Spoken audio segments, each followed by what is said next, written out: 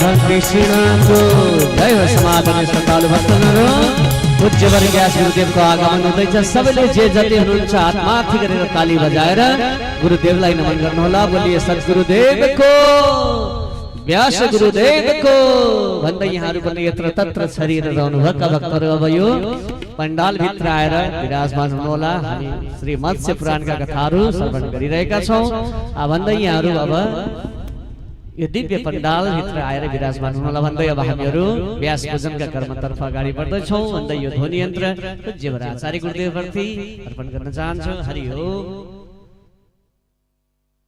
हरि ओम। मंगलम भगवान विष्णु मंगलम गरुड़ध्वज मंगलम पुंडरीकाक्ष मंगलाय तनु हरि मंगलम भगवान शंभो मंगलम वृषभध्वज मंगलम पार्वतीनाथ मंगलाय तनोराधोस्तप्रक्षालनमाचम्य प्रणानायम्य केशवाय नमो नारायणाय नमो माधवाय नमो हस्तो वृक्षालेशकेशाय नमो पुत्रपुत्रो वा सर्वावस्थांगतो विवाय स्मृत पुंडरीकाक्षं शवाय भ्यंतर श्रुति पुंडरीकाक्ष पुनादो हस्ते पुष्पाणि कृत्वा हरि ओम पावकन सरस्वती वाजे विर्वाजिनी वदे यज्ञं पठुधियावजो मत्स्यपुराणाय नमः। ध्यानार्थे आसनार्थे पुष्पाचमनं समर्पयामि। तानि वाद्यर्घ्यास्मनीयं जलं समर्पयामि। सर्वोपचारार्थे गन्धाक्षतपुष्पाणि समर्पयामि। नमस्करोमि ऋतुफलं समर्पयामि। श्रीशुकदेव ध्यानं यं बभ्रजन्तवनभेदमुपेदकृत्यं द्वैपायनो विरागाधराजुवावपुत्रेति तन्मयतयादरवोऽभिनेद तं सर्वभूतहृदयं मुनिमा श्रीशुकदेवाय नमः। सर्वोपचारार्थे गन्धाक्षतपुष्पाणि समर्पयामि। नमस्करोमि श्रीव्यासपूजनं व्यासाय विष्णुरूपाय व्यासरूपाय विष्णवे नमो वै वरमनिधये वासिष्ठाय नमो नमः। सर्वोपचारार्थे माल्यादीनि सुगन्धेने मालत्य देनि विप्रभो मयार्तानि पुष्पाणि पूजार्थं करिर्तां याजारज्जमदग्ने श्रद्धाये मेधाये कामाये इन्द्रियाय तामहं प्रतिगृह्णामि। यशसा च भगेन च पुष्पं पुष्पमालिकान् समर्पयामि। चंद्रमा मनजो जातचक्षो सूर्यो अजायत श्रोत्राद्वायुश्च प्राणश्च मुखादग्निरजायत ज्वालामालिन्ये नमः। रत्नेश्वर्यै नमः। सर्वोपचारार्थे गन्धाक्षतपुष्पाणि समर्पयामि। नमस्करोमि। हरिः ओम। इदगुं हवे प्रजननन्मे अदुदशवीरगुं सर्वगणगुं स्वस्तये आत्मजनि प्रजाजनि वशुजनि लोकजन्यभयजनि अग्निं प्रजां बहुलाम्बे करोदन्नं पयोरेदो अस्मासु दत्तपात्रमध्ये तं द्वयं भ्रामितम् केशवोपरि अङ्गलग्नमनुष्याणां सर्वं पापं विबोधे जलेन शीतले करणं पुष्पैर्देवतावन्दनमस्ताभिवन्दनं नानासुगन्धपुष्पाणि यथा कालोद्भवानि च पुष्पाञ्जलिर्मया दत्तं गृहाणां परमेश्वर प्राणपुरुषोत्तमाय नमः। मन्त्रपुष्पाञ्जलिं समर्पयामि। नमस्करोमि।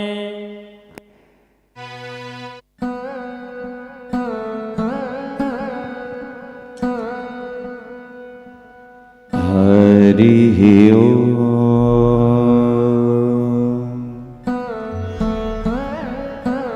श्री गणेशाय नमः। श्री सरस्वत्यै नमो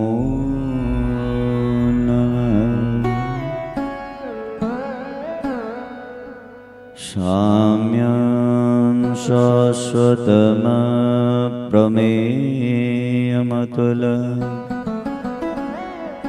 ज्ञानैकगम्यमर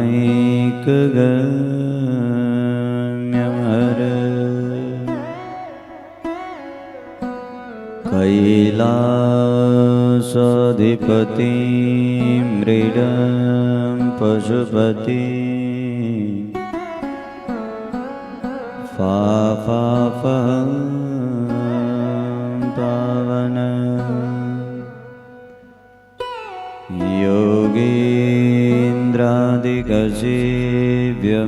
योगीन्द्रादिगसेव्यमेकमनः ध्यानास्पदं सत्यद वन्देऽहं शरणेश्वर प्रियकर शान्तं शिवं शङ्कर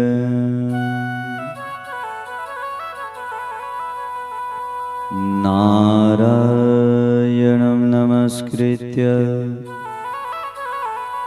नरं चैव नरोत्तमं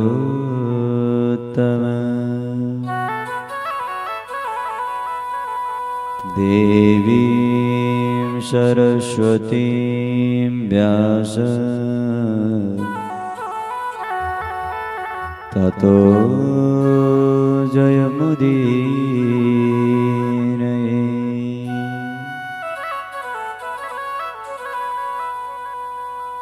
बोल श्री शिव पुरी धाम को स्वामी जी महाराज को श्री मत्स्य महापुराण को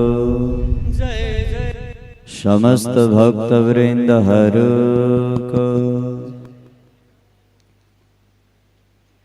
परम मंगलमय परात्पर करुणा वरुणालय भक्तवान सा कल्पनिधि सर्वेश्वर अमलात्मा परमात्मा भगवान हरिहर स्वरूप यो दिव्य चतुर्मास अनुष्ठान अंतर्गत वो दिव्य मत्स्य महापुराण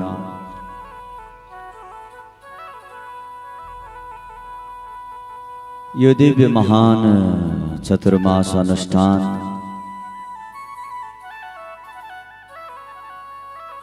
सुंदर शिवपुरी उत्तरामेश्वरम ज्योतिर्लिंग धाम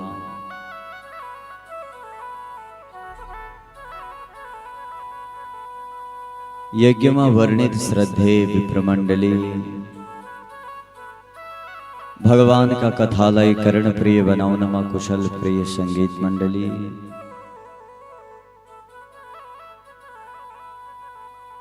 देश तथा विदेश बाट यो दिव्य प्रत्यक्ष प्रसारण हेरेरे बसरहन होने संपूर्ण श्रद्धालु दर्शक वृंद घर का अनेक कामकाजहरूलाई यथावत राखेर भगवान का दिव्य कथा चर्चाहरू श्रवणको लागि पाल्नुहुने सम्पूर्ण श्रद्धालु भक्तिमती आमाहरू भावमय बुवाहरू सर्वम खलुमिदं ब्रह्महमान्दै उदास कोटि कोटि नमन गर्दछ। आउनुहोस् प्यारे दिव्य मत्स्य पुराण का सुंदर चर्चाहरू श्रवण गरौं। जुन मत्स्य पुराण में बहुत सुंदर सुंदर कथाहरू छन्। अनेक पुराणहरू श्रवण गर्दै गर्दा शौनकादि 88,000 ऋषिहरूले सूतजी महाराजलाई भन्नुभयो कि गुरुदेव भगवान नारायण ने मत्स्य रूप किन लिनुभयो, कहाँ लिनुभयो, कसरी लिनुभयो और मत्स्य रूप अवतार ग्रहण गरिसकेपछि त्यसपछिका लीलाहरू भगवानले कसरी अग्रसर गर्नुभयो।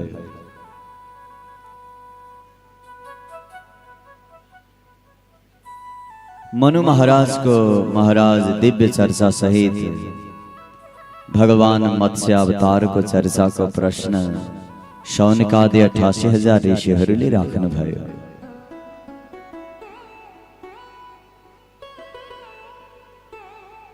आचरण आहार विहार व्यवहार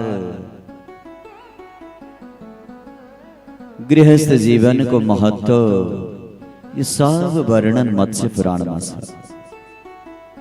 संसार को सृष्टि क्रम कसरी प्रारंभ हुन्छ किनकि प्रलय काल में भगवानले मत्स्यावतार ग्रहण गर्नुभयो। तत्पश्चात सारा संसार शून्य भयो, केही पनि यो संसार में रहेन। पुनः संसार को सृष्टि कसरी भयो। संसारको सृष्टि सम्बन्धी महाराज स्पष्ट रूपमा व्याख्या छ। त्यो सृष्टिबाट हुने कर्महरूको पनि पूर्ण रूपमा व्याख्या छ। यी अनेक सुन्दर चर्चाहरूमा हामीहरू आनन्दसँग प्रविष्ट हुनेछौँ। आउनुहोस् एउटा सुन्दर भक्ति सङ्गीतमा सरिक हुँदै तन मन वचनलाई पवित्र तुल्याउँदै दिव्य मत्स्य पुराणका सुन्दर कथा प्रसङ्गहरूमा डुबुल्की लगाउनेछौँ। प्रेम भावले सबैजनाहरू सम्मिलित हुनुहोला। बोल भक्तवत्सल भगवानको जय हो। श्री मत्स्य पुराणको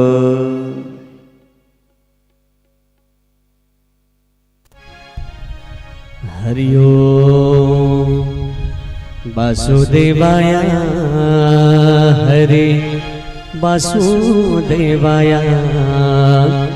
ओम नमो भगवते वासुदेवाय वासुदेवाय वासुदेवाय। ओम नमो भगवते वासुदेवाय वासुदेवाय वासुदेवाय। ओम नमो भगवते वासुदेवाय।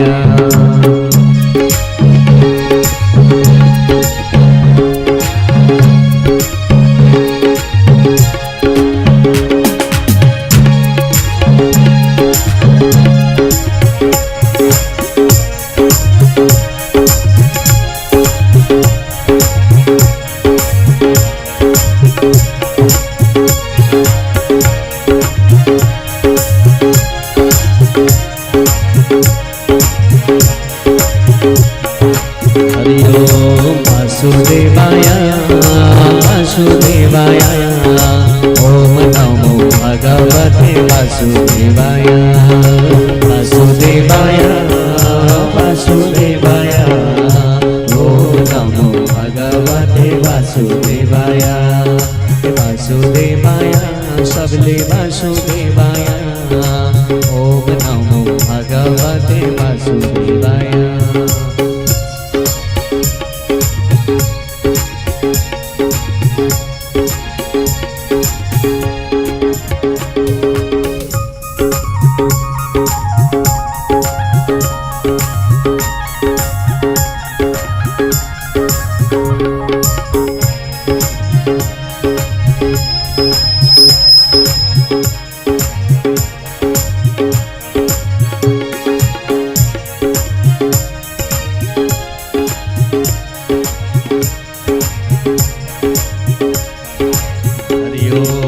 वासुदेवाय वासुदेवाय। ओम नमो भगवते वासुदेवाय वासुदेवाय वासुदेवाय। ओम नमो भगवते वासुदेवाय। सबले वासुदेवाय वासुदेवाय। ओम नमो भगवते वासुदेवाय वासुदेवाय वासुदेवाय। ओम नमो भगवते वासुदेवाय वासुदेवाय हरि वासुदेवाय। ओम नमो भगवते वासुदेवाय वासुदेवाय वासुदेवाय। ओम नमो भगवते वासुदेवाय। हरि हरि ओम नमो भगवते वासुदेवाय। हरि ओम नमो भगवते वासुदेवाय। बोल वासुदेव भगवान को जय जय हो। प्रचंड तांडवो तांडवाटोपे प्रक्षिप्ता ये नदी गजा भवन्तो विघ्नभंगाय भवस्य चरणाम्बुजा।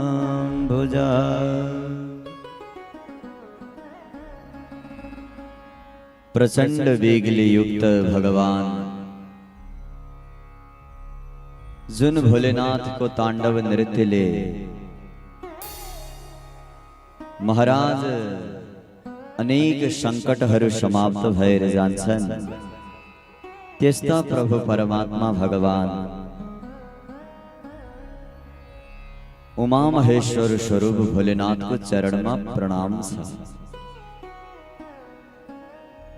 विघ्न भंगाय भवस्य चरणाम्भुजाः। संसार का समस्त विघ्नहरू समाप्त होन त्यसैले प्रभु हाम्रो प्रणाम स्वीकार गरिबक्सिनुहोस्।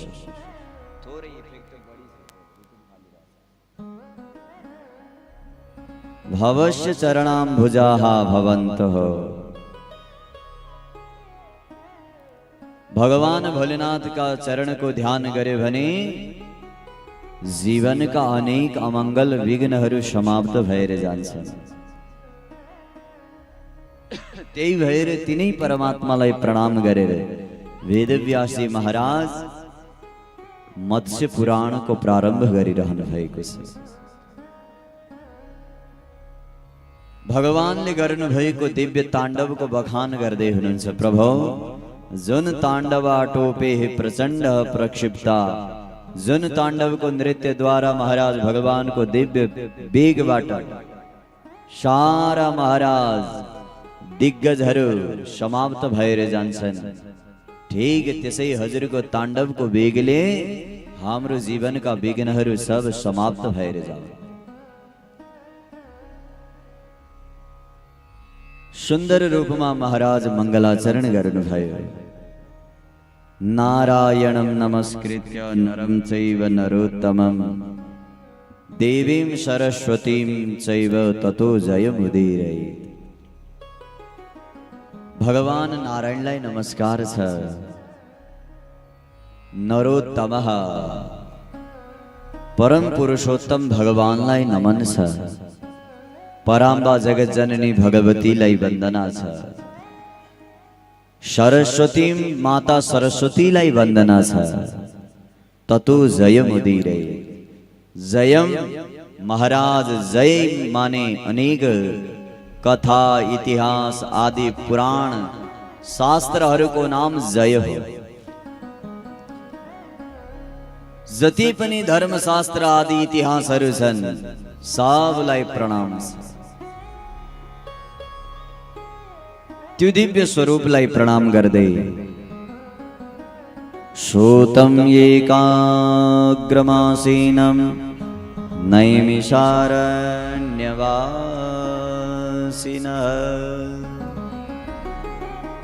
नैमिषारण्यमा 1000 वर्षमा पूर्ण होने वाला यज्ञ गरिरहेका सौनकादि 88,000 ऋषिहरू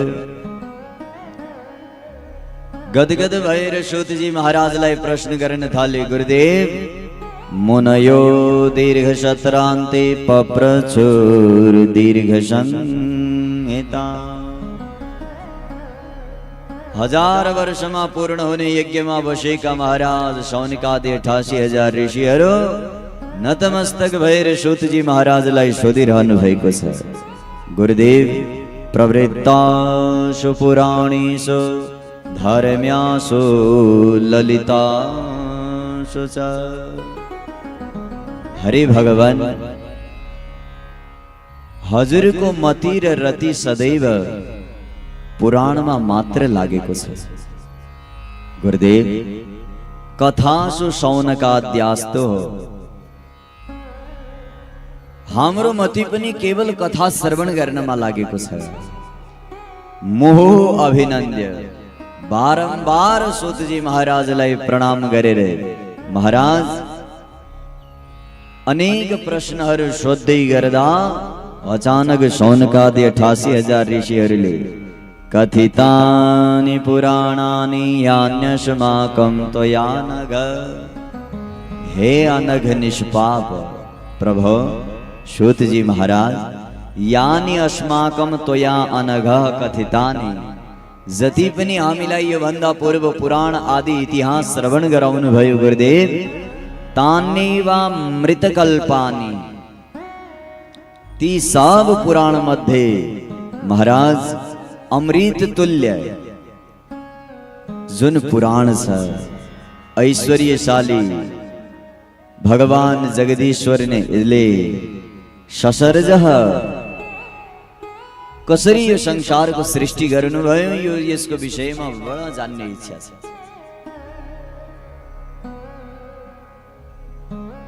भगवान लोकनाथ सराचरम, सराचर भगवान नारायणले कस्मात् भगवान विष्णुर मत्स्य रूपत्वमाश्रितः।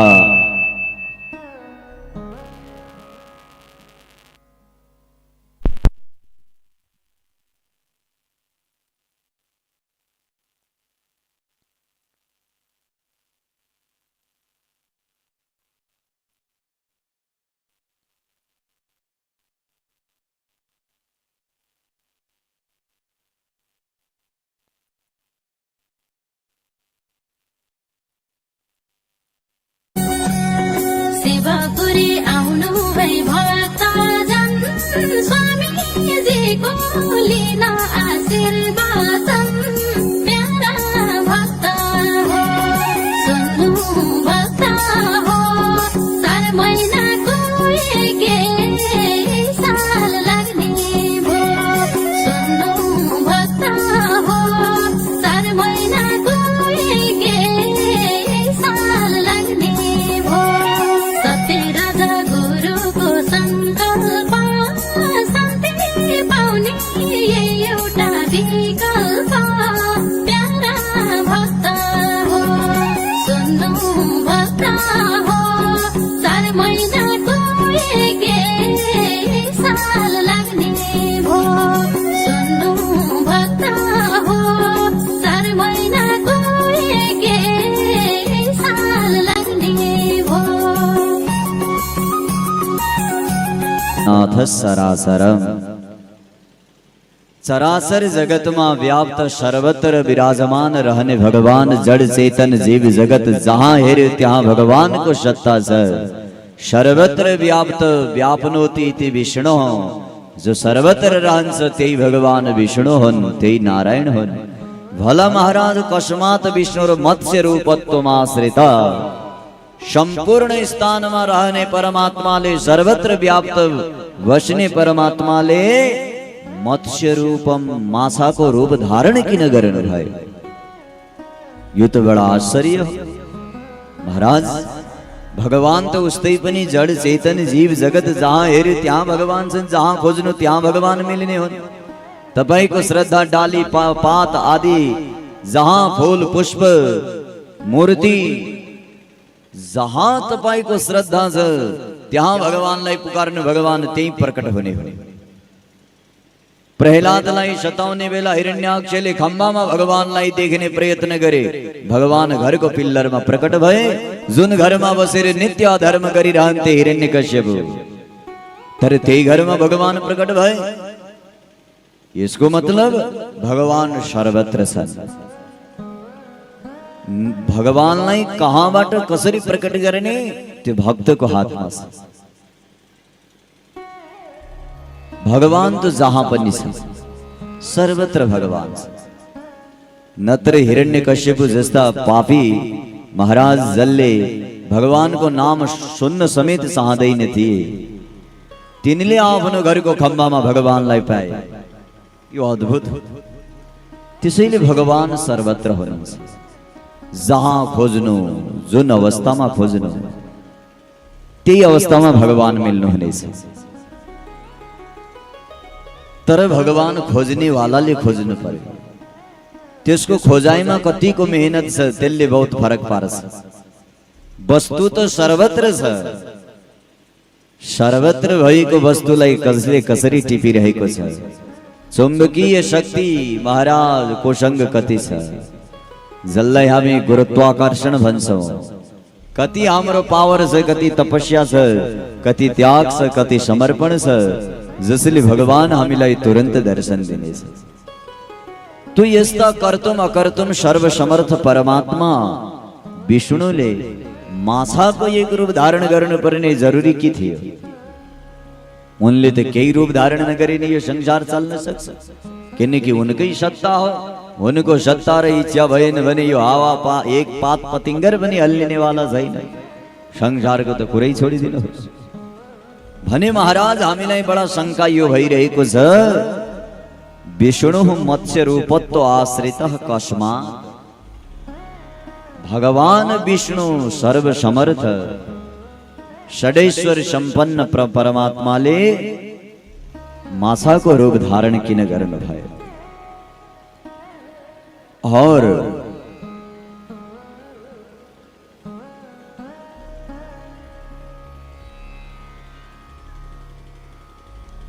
कश्य हेतु हो केन के कारण तो थयो होला, कारण बिना तो भगवान ले रूप धारण करन भई को थे न, कारण सहित सविस्तार बताऊ न होस। सर्वम एतत् समाचक्ष्व सूत विस्तरशः क्रमा।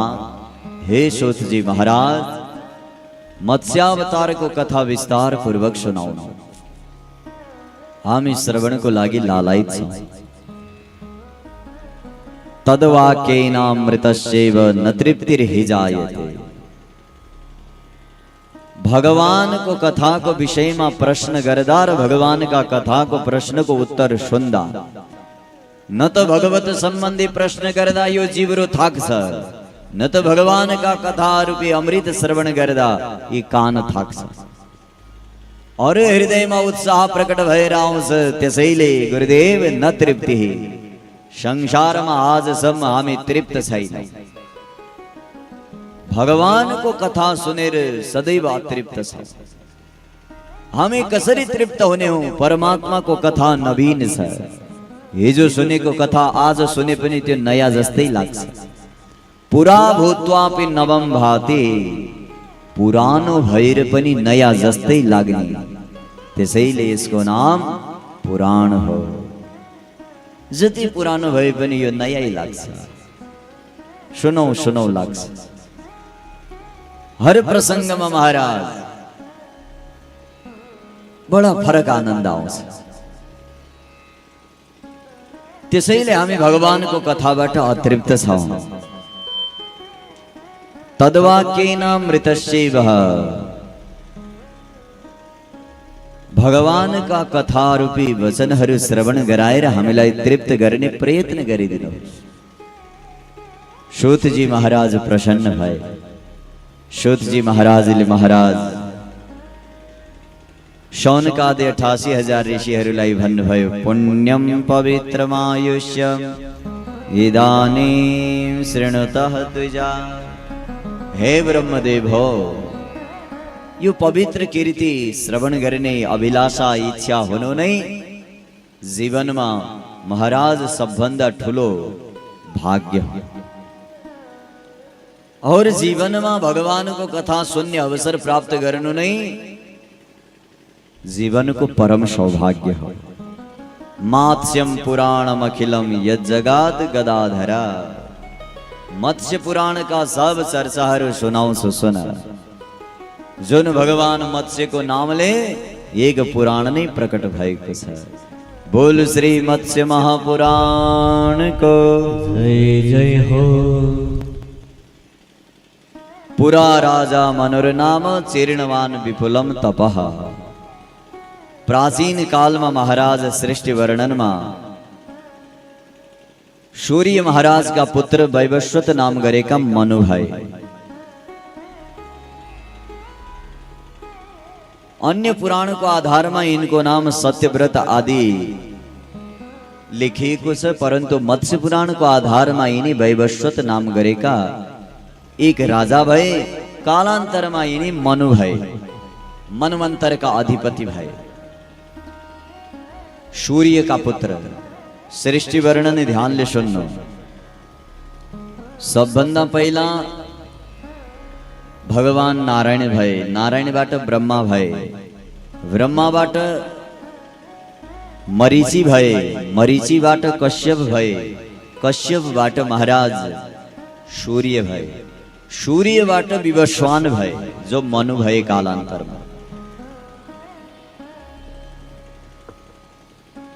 मनु महाराज क्षमाशील, ब्राह्मण को महाराज परम भक्त, सदैव आफ्नो सत्कर्म में मन लगाई राख्ने परम धार्मिक व्यक्ति हुनुहुन्थ्यो।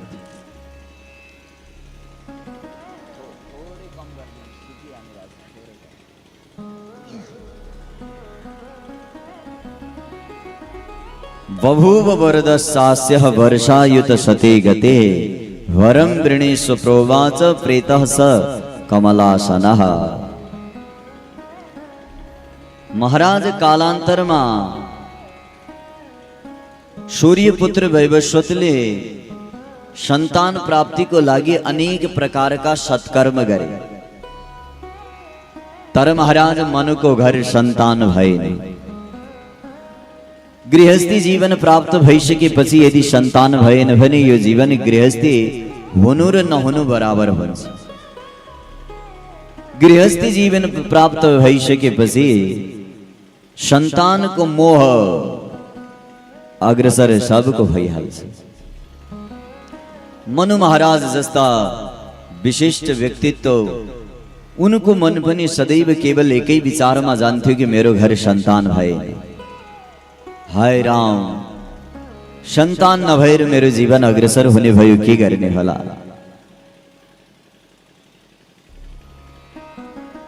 सदैव यही चिंता गरिरहन्थे। कालान्तरमा महाराज इनको वंशमा अनेक सन्ततिहरू भए। एक दिन मनु महाराज आफ्ना पितृहरूलाई तर्पण तिलाञ्जली दिनको लागि भनेर तीर्थ स्थानमा गए। मनु महाराज तो नित्य उनको नियम थियो आफ्ना पितृहरूको नाममा तर्पण तिलाञ्जली आदि प्रदान गर्ने, अनेक नित्य कर्महरू गर्ने गर्थे। मनु महाराज नित्यको भाँति एक दिन आफ्ना पितृहरूलाई तर्पण आदि दिनको लागि जलाशयमा जानुभयो। जहाँ मनु महाराज जलाशयमा गए, महाराज जलाशयमा गएर जहाँ तिलाञ्जलीको लागि जल भर्दै थिए, जल भर्दाखेरि एक आश्चर्य भयो। आश्चर्य के भयो? कथा विस्तार पूर्वक श्रवण गरौँला प्यारे। आउनुहोस् एउटा सुन्दर भक्ति सँगै श्रवण गरौँ। पुनः आनन्द सँग दिव्य मत्स्य पुराण का सुंदर कथा चर्चाहरूमा प्रविष्ट हुनेछौँ। बोल श्री मत्स्य पुराण को जय हो। भक्तवत्सल भगवान को।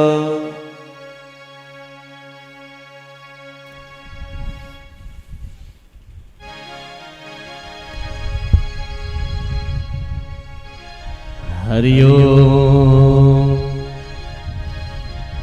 गिरस्तीले गर्नु पर्छ सदाबहार कर्म। गिरस्तीले गर्नु पर्छ सदाबहार कर्म। भजन कीर्तन मनन गरौँ न मानेर शर्म। हे भजन कीर्तन मनन गरौँ न मानेर शर्म। गिरस्तीले गर्नु पर्छ सदाबहार कर्म। सबैले गिरस्तीले गर्नु पर्छ सदाबहार कर्म। भजन कीर्तन मनन गरौँ न मानेर शर्म। हरि भजन कीर्तन मनन गरौँ न मानेर शर्म।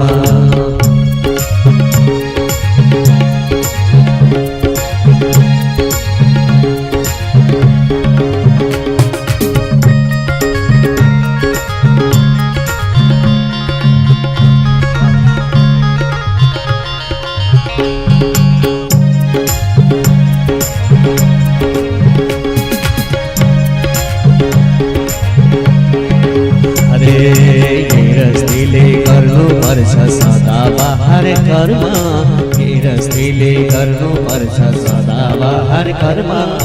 भजन कीर्तन मनन गरौँ न मानेर शर्म।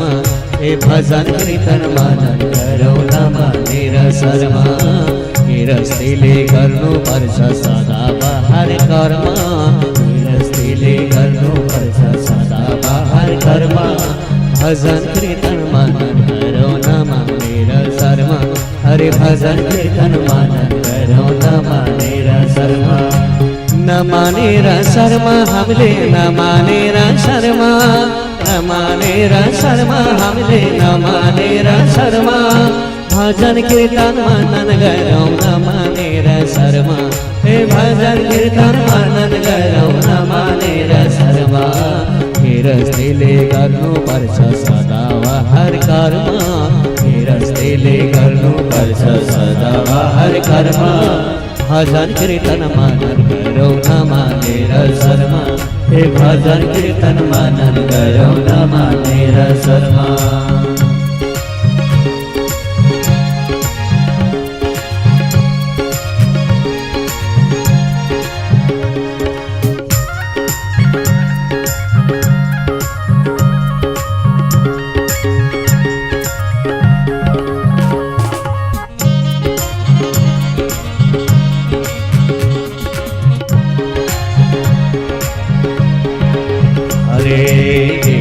गृहस्थीले गर्नुपर्छ सदाबहार कर्म, गृहस्थीले गर्नुपर्छ सदाबहार कर्म। भजन कीर्तन मनन गरौँ न मानेर शर्म, हरि भजन कीर्तन मनन गरौँ न मानेर शर्म। गृहस्थीले गर्नुपर्छ सदाबहार कर्म, गृहस्थीले गर्नुपर्छ सदाबहार कर्म। भजन कीर्तन गर्नु गरौँ न मानेर शर्म, हे भजन कीर्तन मनन गरौँ न मानेर शर्म। गृहस्थीले गर्नुपर्छ सदाबहार कर्म, गृहस्थीले गर्नुपर्छ सदाबहार कर्म। भजन कीर्तन मनन गरौँ न मानेर शर्म, हरि भजन कीर्तन मनन गरौँ न मानेर शर्म। हरि भजन कीर्तन मनन गरौँ न मानेर शर्म, हरि भजन कीर्तन मनन गरौँ न मानेर शर्म। बोल भक्तवत्सल भगवान को जय जय हो। कदाचिदाश्रमे तस्य कुर्वतः पितृतर्पण, पपात पाण्योरुपरि शफरी जलसंयुता। एक दिन महाराज मनु आफ्ना सकल पितृहरूलाई तर्पण दिनको लागि भनेर आश्रमको बाहिर जलाशयमा गएर तिलाञ्जली दिनको लागि एक लोटामा जल भरिरहनु भएको थियो। जहाँ लोटामा जल भर्दै हुनुहुन्थ्यो, महाराज लोटाबाट जल लिएर जस्तै हातमा राख्दै थिए, लोटामा नजर गयो, त्यो लोटाभित्र त महाराज सानो एउटा माछो थियो। जहाँ त्यो लोटामा माछो देखे, दृष्ट्वा तद सफरी रूपम सदयालोर महीपते। ती मनु महाराजले जहाँ कमण्डलु भित्र सानो सफरी यानी माछाको बच्चालाई देखे, रक्षणाया करोद यत्नम तस्मिन् करकोदरे। यो जीवको मैले जसरी पनि रक्षा गर्नुपर्छ यो विचार गर्न थाले।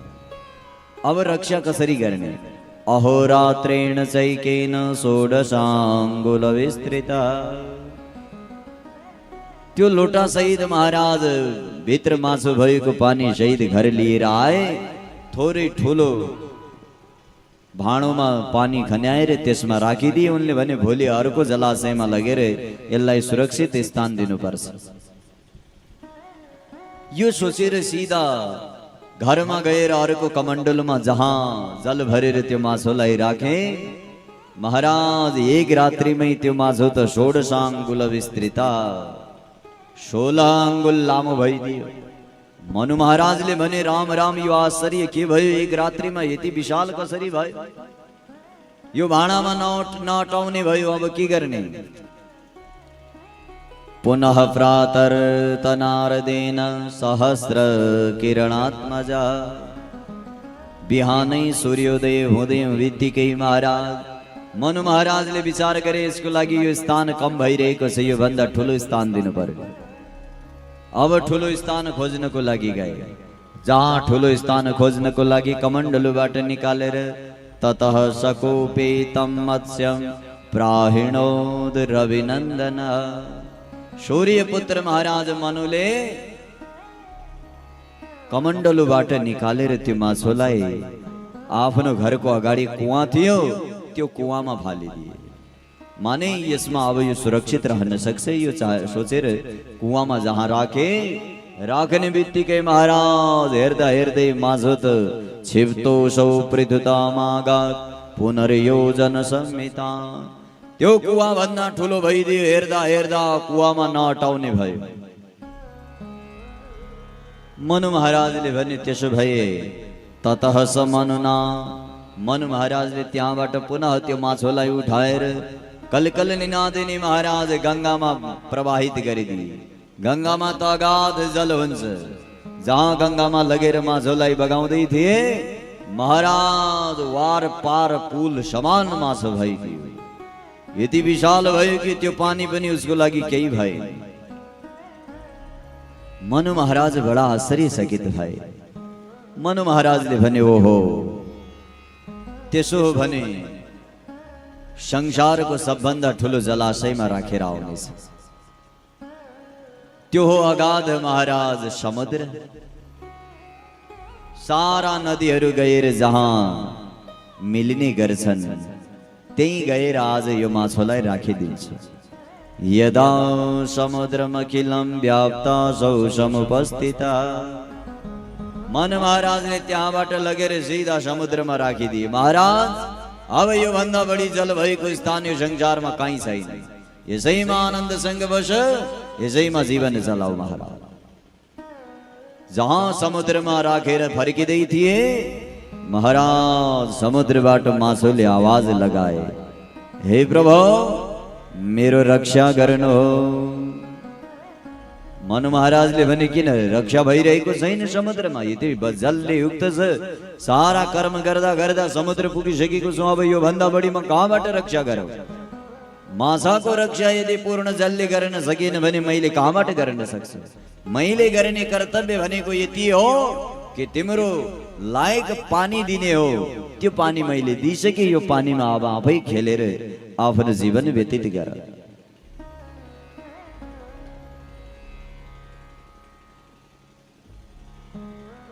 माछो भन्न थाले यो समुद्रमा त अनेक प्राणीहरू होलान्, मगरमच्छ, गोही आदि। महाराज मेरो जीवन त समाप्त गरिदिने।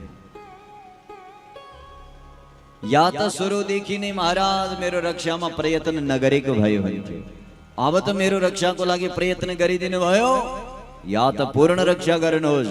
होइन भने महाराज जसले बीचमा आएर सम्बन्ध गर्छ वो कुनै पनि कार्यको भागीदार बन्नुपर्छ उसले। एवं उक्तः स भगवान मत्स्य रूपी जनार्दन। जनार्दन भगवान मत्स्य रूप धारण गरेका थिए, उनको लीला कल्य बुझ्ने हो। मन महाराजको मनमा नेक संकोच थियो, यो सामान्य माछो त होइन।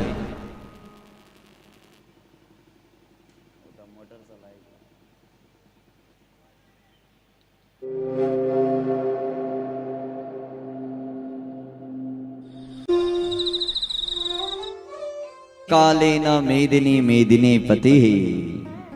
महाराज मनु महाराज पनि सामान्य प्राणी हुनुहुन्न थियो, थाहा सब थियो पहिल्यैदेखि। तर भय यति थियो कि यो कहीँ महाराज कुनै राक्षसी माया पनि हुन सक्छ। यो संसार त महाराज मायामा लिप्त भएर कब मायाको चक्करमा फस्ने हो कसैले भन्न सक्दैन। मन महाराजले हात जोडेर भने, प्रभु जले मग्नः सशैल वन काननाः। प्रभु हजुरको यो दिव्य रूप अद्भुत छ। यो रूप साक्षात भगवानको हो या मलाई कोही मोहित गर्ने वाला संसारी माया भगवानको माया हो? महाजीवनिकायस्य रक्षणार्थम महीपतेः। मत्स्य रूप धारण गरेका परमात्मा भगवान नारायणले भन्नुभयो, हे राजन तिमीलाई एक समयमा ब्रह्माजीले वरदान दिएर जानु भएको थियो, याद गर। जब तिमी सारा घरका कर्महरूलाई छोडेर आफ्ना छोरालाई राज्य आदि दिएर मलयाचलमा गएर घोर तपस्या गरेका थियौ, त्यो समय वरम वृणी सुप्रोवाच प्रेतः स कमलासन। भगवान ब्रह्माले वर माग भन्नुभएको थियो। त्यतिखेर मनो तिमीले वर के मागेका थियौ याद छ? हरि मनो भूतग्रामस्य सर्वस्य स्थावरस्य चरस्य च। सारा स्थावर जीव जगत प्राणी जति पनि यो धरा पृथ्वीमा छन् तिन सबको रक्षणायाला मैले रक्षा गर्न पाऊँ यो वरदान दिनुहोस्। ब्रह्माजीलाई हजुरले यसरी वरदान माग्नु भएको थियो। और ब्रह्माजीले त्यतिखेर भन्नुभएको थियो, मनो यो सारा संसारको रक्षा त तिमी गर्न सक्दैनौ। जुन दिन प्रलय आउनेछ त्यो दिन यो संसारका बीजहरूको रक्षा गर्नेछ। त्यो रक्षा गर्नको लागि भगवान कुनै न कुनै अवतार लिएर आउनु हुनेछ। ब्रह्माजीले आशीर्वाद दिएर जानु भएको थियो, याद छ मनु? होरी मनु महाराजले भने प्रभु भली भाँति याद छ, स्मरण छ प्रभु। भगवानले भन्नुभयो, हे मनु, हत्या प्रभृत्य नावृष्टिर्भविष्यति महीतले। यो संसार धराको अन्त्य अग्रसर भइरहेको छ, योग समाप्त भइरहेको छ, चतुर्योग व्याप्त भएर मनमन्त्र आदि समाप्त भइसकेका छन्, तिम्रो राज्य गइरहेको छ। अब यो पृथ्वीको प्रलय तयार भइसकेको छ मनो। भोलिदेखि अब प्रलय प्रारम्भ भएर सारा सूर्यहरू एकैचोटि आएर तपाउने छन्। सारा इन्द्रको आकाशको जलले वृष्टि घोर वर्षाएर मुसलधार वर्षाले सारा संसारलाई जलमग्न गर्नेछ। त्यतिखेर म मासु बाहेक अरू कोही पनि यो पानीमा पौडी खेल्न सक्नेवाला छैन। साना तिना माछा जति पनि छन् यी सब त पहिला महाराज सूर्यको अग्निले तापेको पानीमा जल्नेछन्, पछि महाराज त्यो चिसो पानी भरिसर केही हुनेवाला छैन, कोही प्राणी रहनेवाला छैन यो संसारमा। अद्य प्रभृत्य नावृष्टि, आजदेखि महाराज 100 वर्षसम्म वर्षा हुने छैन और तत्पश्चात केवल वर्षा मात्र हुनेछ। त्यसो भयो भने संसारको अन्त्य निश्चित हो। पृथ्वीमा बाली नाली फलेन भने, आकाशबाट वृष्टि भएन भने संसार त उस्तै समाप्त भयो। और अग्नि यसरी तापेर आउने हो, 12 सूर्यका किरण एकैचोटि आउने। ततो अल्प सत्वक्षयदा रश्मय सप्त दारुणा। सूर्यका किरणहरूको वर्णन छ, एक किरणमा कति तेज हुन्छ, त्यो प्रकाश कति भयंकर हुन्छ। और मुसलधार वर्षा जब वर्षिन्छ, ती वर्षाका महाराज थोपाहरू कस्ता हुन्छन्, ती धाराहरू, त्यसको वर्णन पनि बडा विस्तारपूर्वक छ। वेदव्यासजी त महाराज साहित्यका परम पिता हुन्। उनले त एक एक चीजमा शब्द साहित्य भरेर त्यसलाई खूब श्रृंगार गरिदिन्छन्। सूर्यका किरण, वर्षाका महाराज ती धाराहरू, तिनको विषयमा खूब वर्णन गर्नु भएको छ। और मनु महाराजलाई भन्नुभयो, हेर मनु, ए कारणवे एतदे कारणवम सर्वम करिष्यन्ति जगत्रयम्। अब यो जगतलाई बचाउनु छ भने जगत तो बचने वाला छैन, तर जगतका बीजहरू बचाउनु पर्छ। किनकि म पुनः कालान्तरमा अर्को युगमा फेरि सृष्टि प्रारम्भ गर्ने। त्यो सृष्टिको प्रारम्भ भएपछि तिमी नै मनमन्त्रका अधिपति हुनेछ। त्यसैले तिम्रो लागि संसारका सब साधन आवश्यक पर्नेछ। मनु महाराज, जति पनि साधन तिमीलाई चाहिने छन्, सब साधन आजैदेखि एकत्रित गर्न प्रारम्भ गर और एक नाव बनाऊ। त्यो नाव बनाएर सारा सामान त्यसै नावमा राखिदेऊ और त्यो अर्णव यानी नावमा राखेर त्यो नावमा एक रसी लगाएर त्यो नावको रसी मेरो नाकको सिङमा बाँधिदियो। मासो भयंकर ठुलो भयो भने महाराज त्यसका रौँहरू नाक आदिको अगाडि ठुलो सिङ जस्तो हुन्छ। त्यो यति मजबुत हुन्छ कि महाराज भयंकर। भगवानले भन्नुभयो, नाउको रसी ल्याएर मेरै नाकको सिङनिर बाँधिदियो और जहाँ प्रलय आउने छ, हुरी आदि तबाह, म महाराज भयंकर दौड्ने छु। त्यतिखेर त्यो नाउ मसँगै दौड्ने छ। म यस्तो स्थानमा दौड्ने छु सर्वत्र सुरक्षित रहने स्थान। संसारको प्रलय हुनेछ। त्यसैले सारा जीवहरूका बीजहरूलाई नाउमा राखेर पुनः जगतको सृष्टिको लागि सहजता गर। यस्तो यो भीषण कालमा सारा देव आदिहरू समाप्त हुन सक्छन्। सबको बीज आदि तत्त्वलाई राख। ऋषि महर्षिहरू जो छन् सब बसा।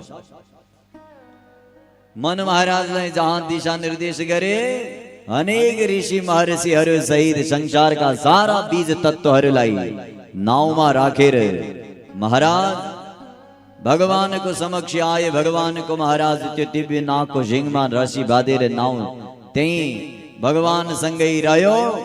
भगवानले भन्नुभयो हेर मनो वेदान प्रवर्तयिष्यामि त्वत्सर्गादौ महीपते।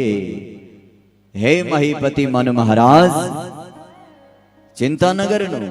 जसरी यो संसार अहिले समाप्त भएको छ नि केही वर्ष पश्चात यो संसारको पुनः म सृष्टि गर्नेछु और पुनः वेदहरूलाई वखान गरेर नवीन सृष्टि गर्नेछु। जहाँ यति भन्नुभयो त्यही महाराज एक रूप अन्तर्धान भयो। भगवान मत्स्य रूप बनेर त्यही समुद्रमा बसे। मनु महाराजले सारा संसारका बीजहरूको रक्षाको लागि सारा तयारी गरेर अग्रसर भए। यो दिव्य प्रसंग बहुत सुंदर से प्यारे। बोल मत्स्यावतार भगवान को जय जय हो।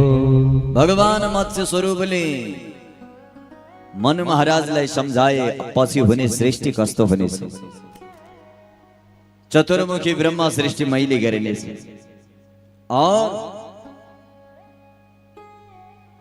सरस्वती आदि देवीहरूको सृष्टि वेद आदि को सृष्टि सारा जति पनि न्याय मीमांसा धर्मशास्त्र आदि छन् तिन सबको सृष्टि म पुनः गर्नेछु। चिन्ता नगर।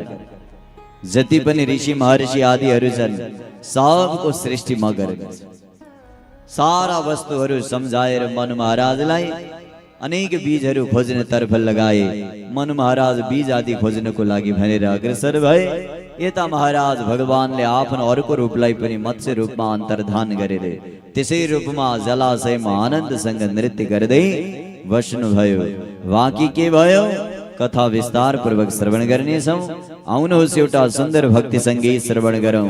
आएको आलस्य भगाउनको लागि तन मन वचनलाई पवित्र तुल्याउनको लागि भगवानको गुणानुवादले जीवनलाई शान्त तुल्याउनको लागि आनन्दसँग भक्ति सङ्गीतमा डुबौँ। बोल भक्तवत्सल भगवान को जय जय हो। मत्स्यावतार भगवान को जय जय हो। हरे हे हरे जगतै भारे रैछौ तर देखे नौकी गरे। हे हरे जगतै भारे रैछौ तर देखे नौकी गरे। हे हरे जगतै भारे रैछौ तर देखे नौकी गरे। रैछौ तर देखी नौकी गरे। रैछौ तर देखी नौकी गरे। हे हरे जगतै भारे रैछौ तर देखे नौकी गरे।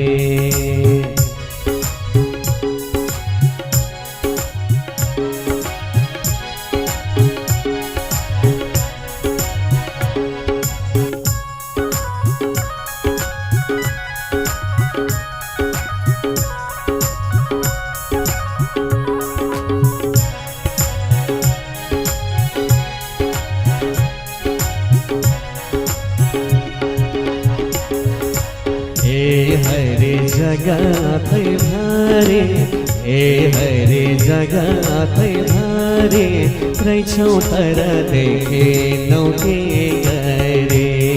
हे रैछौ तर देखे नौकी गरे।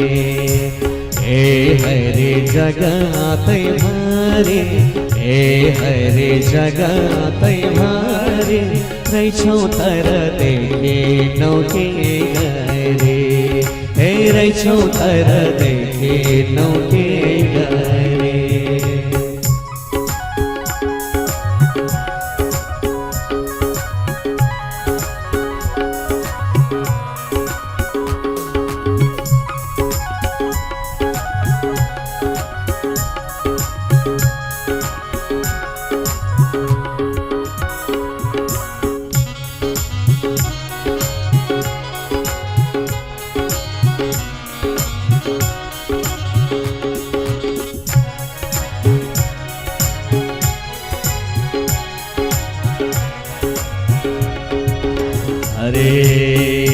हरे जगत भारी, हे हरे जगत भारी, यो संसारलाई चलायो कसरी, हे यो संसारलाई चलायो कसरी।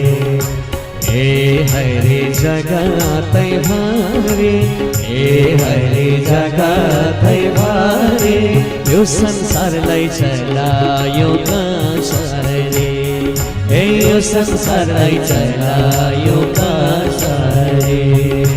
हे हरे जगत भारी, हे हरे जगत भारी, यो संसारलाई चलायो कसरी, हे यो संसारलाई चलायो कसरी।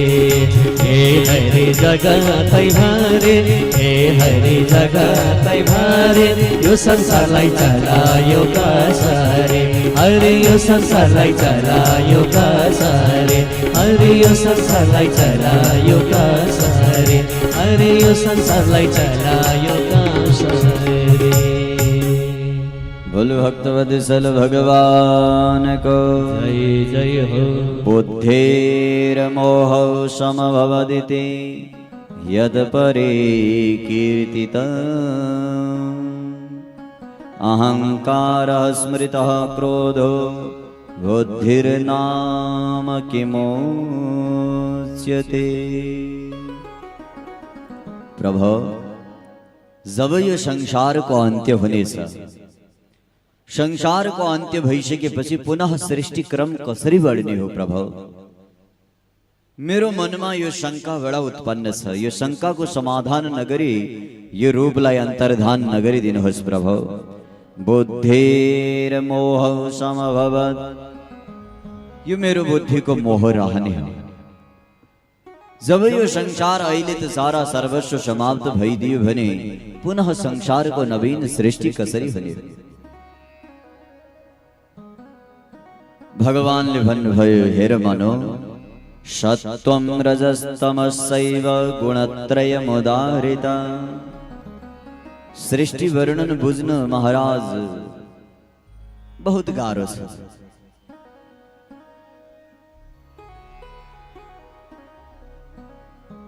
सत्व, तम, रज आदि 3 प्रकार का गुण हुन्छन्। इन 3वटै को सामान्य साम्य अवस्थालाई प्रकृति भनिएको हो। यो संसार को सृष्टि को लागि प्रकृति प्रधान हो।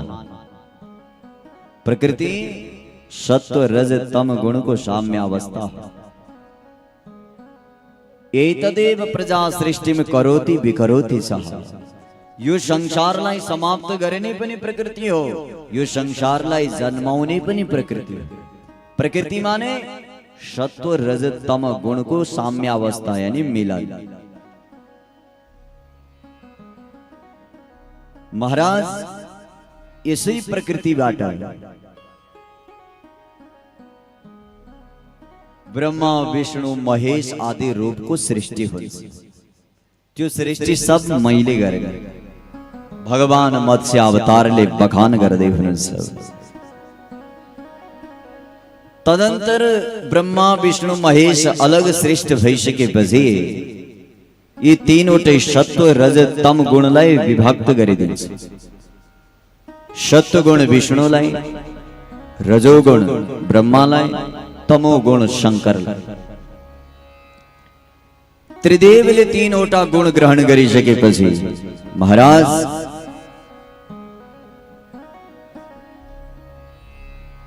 तीन देवमा विभक्त भएको सत्व रज तम गुणबाट महाराज जब प्रकृतिबाट विकृत हुँदै अग्रसर हुन्छ तब त्यहाँबाट एउटा महतत्वको उत्पत्ति हुन्छ। जुन महतत्व उत्पत्ति हुन्छ त्यो महतत्वबाट महाराज अगाडि गएर अहंकार प्रकट हुन्छ, जसले मानलाई बढाउँछ। प्रकृति तीन गुणबाट प्रकृति, प्रकृतिबाट महाराज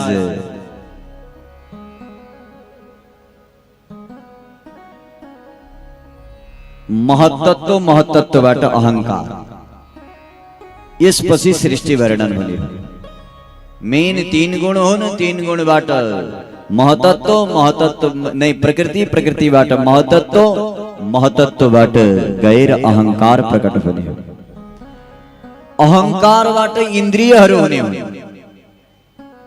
जति पनि हाम्रा इन्द्रियहरू छन् यी सब अहंकारबाट उत्पन्न यानी उसकै विकृत रूप हो त्यसैले आँखाले हेर्न पाएन भने आँखालाई समस्या हुन्छ जिब्रोलाई खान पाएन भने जिब्रोलाई समस्या हुन्छ यी त मानी हुन् अहंकार माने महतो जायते मानवर्धन यिनी त सब मान चाहने वाला हो नाक सुँघ्न पाएन भने ठुस्स भइदिन्छ कान सुन्न पाएन भने ठुस्स भइदिन्छ जिब्रो खान पाएन भने नाराज भइदिन्छ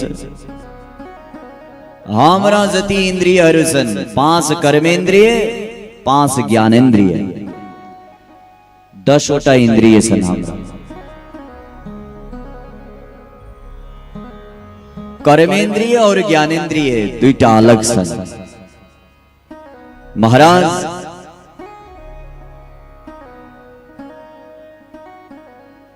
अहंकारबाट 10 उत्पन्न भएका इन्द्रियहरू जो 5 वटा ज्ञानेन्द्रिय हुन् तिनीहरू बुद्धिको अधीनमा रहन्छन् और महाराज जो अन्य कर्मेन्द्रिय 5 हुन् तिनीहरू कर्मको अधीनमा रहन्छन् ध्यानले सुन्नुहोला इन्द्रियाणि ततः पञ्चः वक्षि बुद्धि वशानितो 10 इंद्रिय मध्ये 5 इंद्रिय बुद्धि को अंडर में 5 इंद्रिय कर्म को अंडर में शुरूदेखि सम्झिनु होला परमात्मा तत्वबाट सत्व रज तम 3 गुण विभक्त हुन्छ ती 3 गुणबाट प्रकृति उत्पन्न हुन्छ प्रकृतिबाट अहम तत्व उत्पन्न हुन्छ अहम तत्वबाट महत तत्व उत्पन्न हुन्छ महत तत्वबाट अहंकार अहम तत्व उत्पन्न हुन्छ और अहंकारबाट इन्द्रियहरू उत्पन्न हुन्छ ती इन्द्रियहरू 10 भए पनि 2 भागमा विभक्त छन् 5 कर्मेन्द्रिय 5 ज्ञानेन्द्रिय महाराज ज्ञानेन्द्रिय कुन हुन् श्रोत्रम त्वक् चक्षुषी जिह्वा नासिका च यथा क्रम 5 ज्ञानेन्द्रियां श्रोत्र यानी कान त्वचा यानी छाला नेत्र यानी आँखा जिह्वा यानी जिब्रो और नासिका यानी नाक कति भए 5 ही तो भयो होला या 6 भए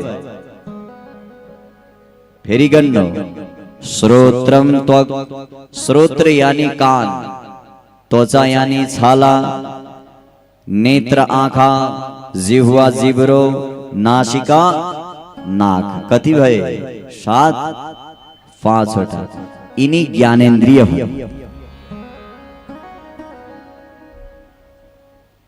और महाराज कर्मेन्द्रिय पायुपस्थम हस्तपादम वाक्चेतीन्द्रिय संग्रह पायो महाराज गुदा उपस्थ जननेन्द्रिय और हस्त हाथ पादम खुट्टा वाक वाणी ये कर्मेंद्रिया पायु उपस्थ हस्त पाद वाणी 5 वटा कर्मेंद्रिय इन 10 इंद्रिय जो ज्ञानेन्द्रिय र कर्मेन्द्रियहरूको महाराज क्रमशः भाव छ इनले थाहा कसरी पाउने कानले कसरी थाहा पाउँछ शब्द स्पर्श स्वरूपम च रसो गन्ध स्पंचम ज्ञानेन्द्रियहरूले कसरी थाहा पाउँछन् भने शब्द आयो भने कानले थाहा पाउँछ स्पर्श गर्यो भने छालाले थाहा पाउँछ और महाराज आँखाले सामने चित्र रूप आयो भने थाहा पाउँछ, जिब्रोले महाराज रस केही स्वाद थाहा पाउँछ, नाकले गन्ध थाहा पाउँछ।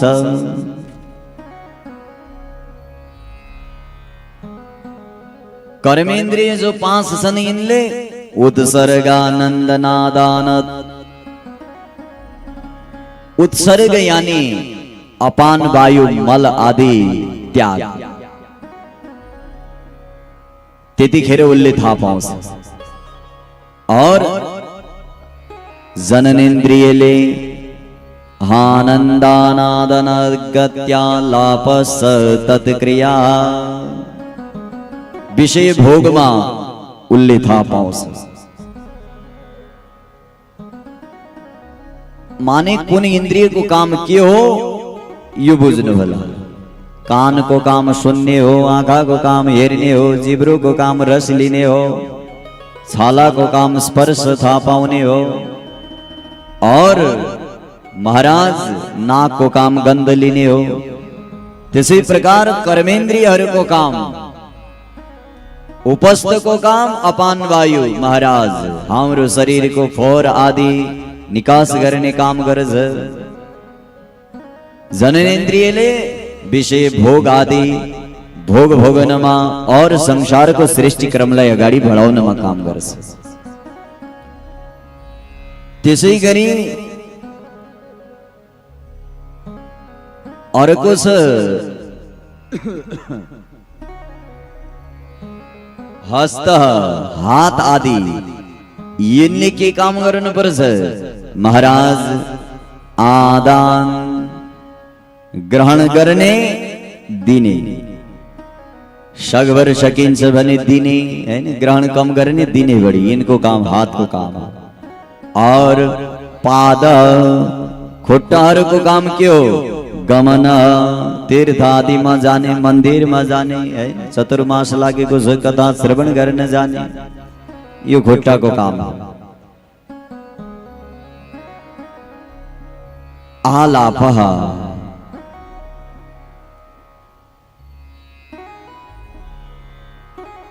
वाणी को काम आलाप गर्ने हो, यानी गुनगुनाउने हो। ये 5 इंद्रिय कर्मेंद्रिय और 5 ज्ञानेन्द्रिय को काम हो। कति को बुझ्नु भयो? यी इन्द्रियहरू जब महाराज काम गर्दै गर्दै जान्छन्, एउटा अर्को इन्द्रिय छ यिनलाई चलाउने वाला। त्यसको वर्णन महाराज उता आएन, त्यो पनि जान्दैन। इन सबलाई चलाउने वाला एक छ। ए कान सुन भने तुरन्त सुनिदिन्छ, ए कान नसुन्नु भने कथा चलेको भए पनि आज कथा के भएको त्यो थाहै हुँदैन, माइक चलेको थियो कि थिएन त्यो पनि थाहा हुँदैन, त्यहीँनिर बसेको 10 जना आए गए थाहै हुँदैन महाराज। न उसले सुन्छ न देख्छ। यो सब गराउने वाला को? कोही न कोही त छ। त्यो हो मणिराम महाराज। मन है, मनले सुन भने सुन्ने हो, मनले नसुन भने नसुन्ने हो। त्यो एक अर्को छ महाराज, जो इन्द्रिय को रूपमा व्याप्त छ। 11वां या इन्द्रिय महाराज मन नामक, मन नाम गरेको इन्द्रिय। श्रयन्ति यस्मात् तन्मात्रा शरीरम तेन संस्मृतम्। शरीर का सब इन्द्रियहरूलाई चलाउने त्यो मन हो। त्यसैले त्यो पनि एक इन्द्रियमा हो।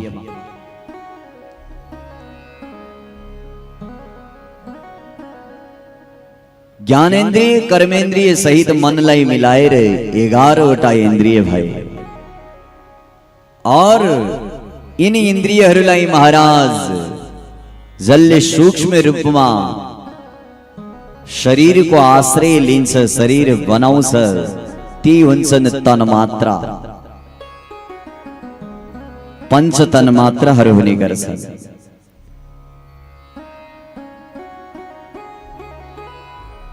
जुन तन्मात्रा यानी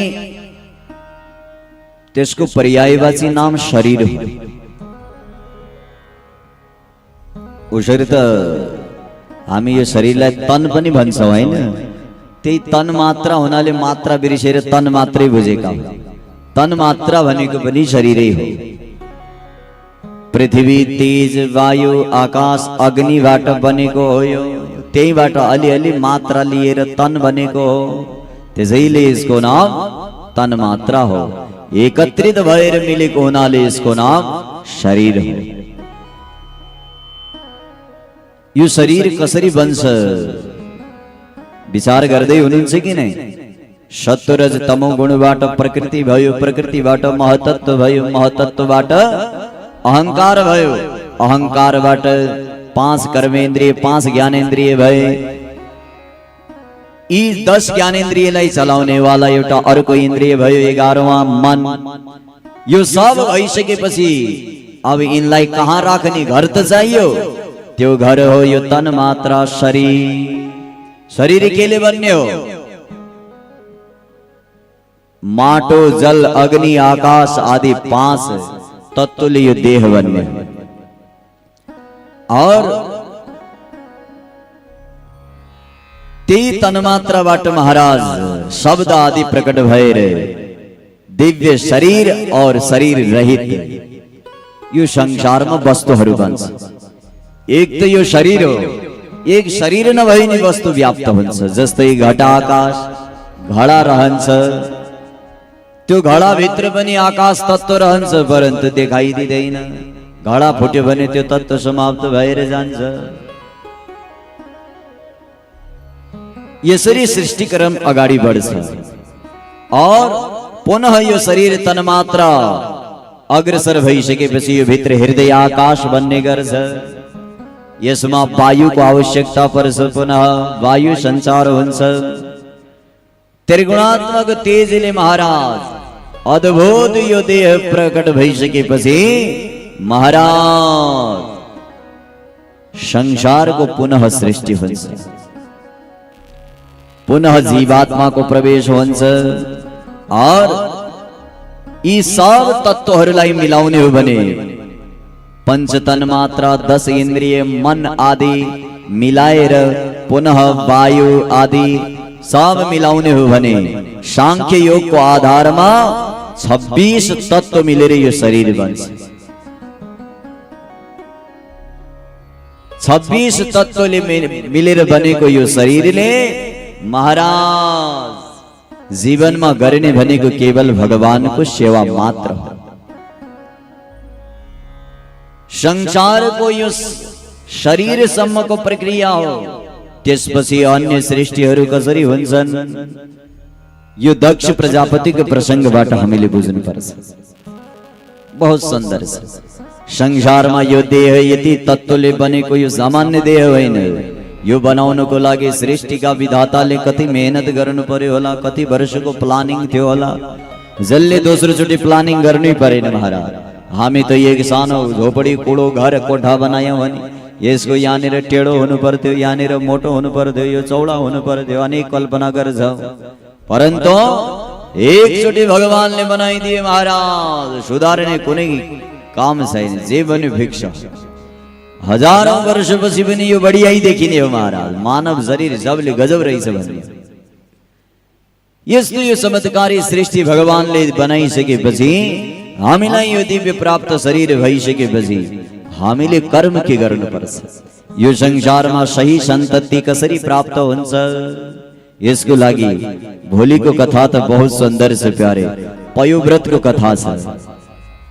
कश्यप की पत्नी दितिले आफ्ना पुत्र राक्षस नहुन्, देवता समान हुन्, त्यसको लागि पतिदेव मैले के गर्नुपर्छ? कश्यपले भने देवी मैले जुन व्रत भन्छु त्यो व्रत गर। जसरी अदितिले त्यो व्रत गरेर देवतालाई सन्तानको रूपमा प्राप्त गरेछन्, तिमी पनि ठीक त्यसै प्रकार त्यही दिव्य व्रतको आराधना गर, उपासना गर। तिम्रो गर्भबाट पनि सन्तान देव समान हुनेछ। दितिले पयोव्रत गर्नुभन्दा पूर्व आफ्ना पति कश्यपबाट नारीले गर्नुपर्ने पयोव्रतको कथा, सन्तान प्राप्तिको लागि गृहस्थीले गर्नुपर्ने सत्कर्महरू के हुन्, भोलि बहुत सुन्दर गृहस्थी जीवनको लागि खूब काम आउने। यो संसार के हो, पृथ्वी के हो, सृष्टि अग्रसर कसरी गर्नुपर्छ, सब यावत चर्चा भोलि को कथा में विस्तार पूर्वक श्रवण करने छौं। आउनुहोस् आजको यो दिव्य व्यवसाय सत्रलाई विश्राम गर्दै दिव्य आरतीमा सबैजनाहरू सरिक हुनेछौँ। एउटा छोटो भक्ति सङ्गीतमा सरिक बनी आनन्दसँग सबैजनाहरू सरिक बनौ। बोलो भक्तवत्सल भगवान को जय हो। परम पूज्य संत शिरोमणि स्वामी लोकानंद जी महाराज को परिकल्पना में निर्मित यो शिवपुरी धाम में दिव्य चतुर्मास अनुष्ठान को आयोजना को आज हमें मत्स्य पुराण को द्वितीय दिवस को कथा सत्र लाई विश्राम गर्दैछौं। वाँकी हाम्रा अनेक कार्यहरूको तयारी चलिरहेको छ। कृष्ण जन्माष्टमीलाई कसरी भव्य बनाउने त्यो पहिलो विषय रहेको छ। हिजोको सोमबार त्यही व्यवस्थित गर्न अझै समय आवश्यक परेको छ। त्यही भएर आजको कथालाई थोरै छुट्याइरहेका छौं। भोलिदेखि निरन्तर रूपमा दिव्य रूपमा मत्स्य पुराणका कथाहरू आनन्दसँग श्रवण गरौँला प्यारे। सामान्य कथा त हामी हर पुराणमा सुन्छौं, तर यति लामो कथा भएपछि थोरै ज्ञान दृष्टि विवेक दृष्टिका कथाहरू पनि सुन्नुपर्छ। भले मन नलाग्ला निद्रा लाग्ला, परन्तु भित्र आत्माले यी कथा बुझेको हुन्छ। कुनै दिन स्वप्नमा आएर भगवानले बुझाइदिन सक्छन्। त्यसैले कथा एकदम दिव्य रूपले मत्स्य पुराणका सुन्दर कथा प्रसङ्गहरू आनन्दसँग श्रवण गरौँला प्यारे। यो सृष्टि क्रम अझै गहिरो छ। सब सृष्टि क्रमलाई यति आनन्दसँग बुझौँला। यो शरीर के हो, यो तत्व के हो, आत्मा के हो, नशा के हो, नारी के हो, सारा अहम बुद्धि चित्त सब के हो, सबको कथा बहुत विस्तार पूर्वक मत्स्य पुराणमा आनन्दसँग श्रवण गर्नेछौँ भन्दै आउनुहोस् आजको यो व्यवसायलाई विश्राम गर्दै एउटा मिठो भजन भक्ति सङ्गीतको साथमा हामीहरू दिव्य आरतीमा सरिक हुनेछौँ। बोलो श्री मत्स्य महापुराण को जय जय हो। हरि ओम। अंत न जमान, अंत न जमान, नारायण नारायण नारायण भान। अंत न जमान, अंत न जमान, नारायण नारायण नारायण भान। अंत न जमान। सबैले तालीको सेवा गर्दै नारायण नारायण नारायण भान। अंत न जमान, अंत न जमान, नारायण नारायण नारायण भान। अंत न जमान, अंत न जमान, नारायण नारायण नारायण भान। हरि नारायण नारायण नारायण भान। हरि हरि नारायण नारायण नारायण भान। ओम ज्वालामालिन्यै नमः।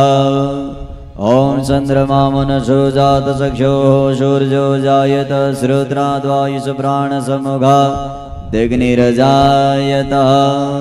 ओम गंधाक्षत पुष्पादिवे संपूज्य हारार्तिक्या। ओम जय जगदीश हरे प्रभु जय जगदीश हरे। प्रभु का चरण उपासक हरि का चरण उपासक कति कति पारत रे।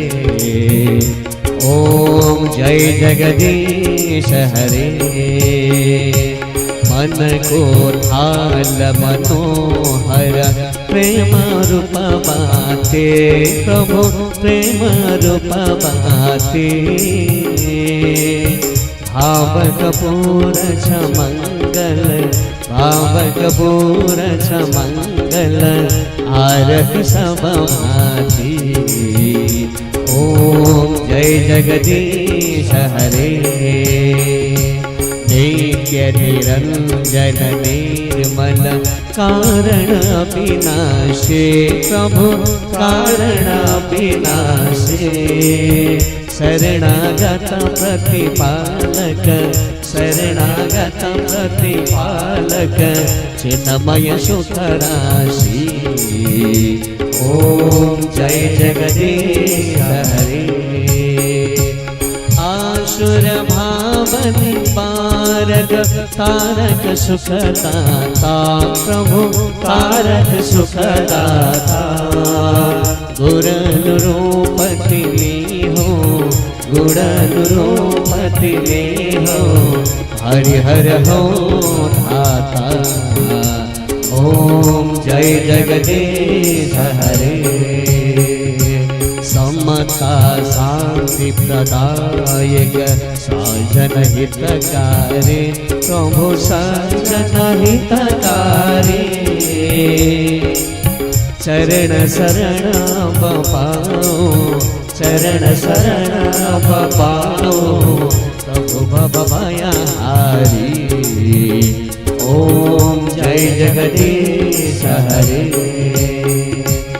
संयम सुर सरिता को अविरल धारव हो प्रभु अविरल धारव हो जति जति जन्म भये बने जहाँ जहाँ धर्म भये बने प्रभु माँ प्रेम रहो ओम जय जगदीश हरे प्रेम सहित सुभारते जस लेते थे गयो प्रभु जस लेते थे गयो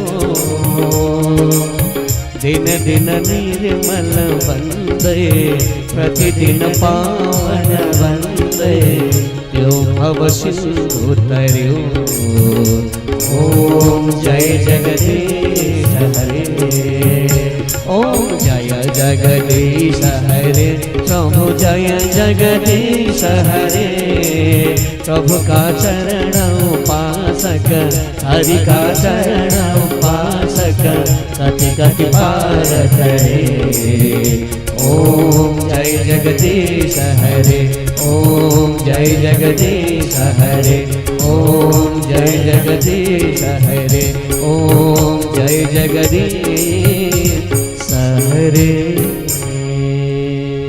ओम पात्रमध्येशतं तोयं भ्रामितं केशवोपरि अङ्गलग्नमनुज्ञानां सर्वं पापं विभवति जलेन शीतलीकरणं पुष्पैर्देवताभिवन्दनमस्ताभ्यमात्माभिवन्दनमस्ते पुष्पाणि गिरत्वा मन्त्रपुष्पाञ्जलिः सेवन्तिकापकुलजं भटवाटलाब्जे पुन्नागजातिकरभीररसालपुष्पै विलवप्रभालतुलसीदलमञ्जरीभिः त्वां पूजयामि जगदीश्वर मे प्रसीद नानासुगन्धपुष्पाणि यथा कालोद्भवानि च पुष्पाञ्जलिर्मया दत्त्वा गृहाणां परमेश्वर मन्त्रपुष्पाञ्जलिं समर्पयामि जय बोलो सिद्धिदाता गणपति भगवान को लक्ष्मी नारायण भगवान को उमा महेश्वर भगवान को सियापति रामचंद्र भगवान को श्री मत्स्य पुराण को पूज्य व्यास जी महाराज को ओम नमः पार्वती पतये हर हर हर महादेव।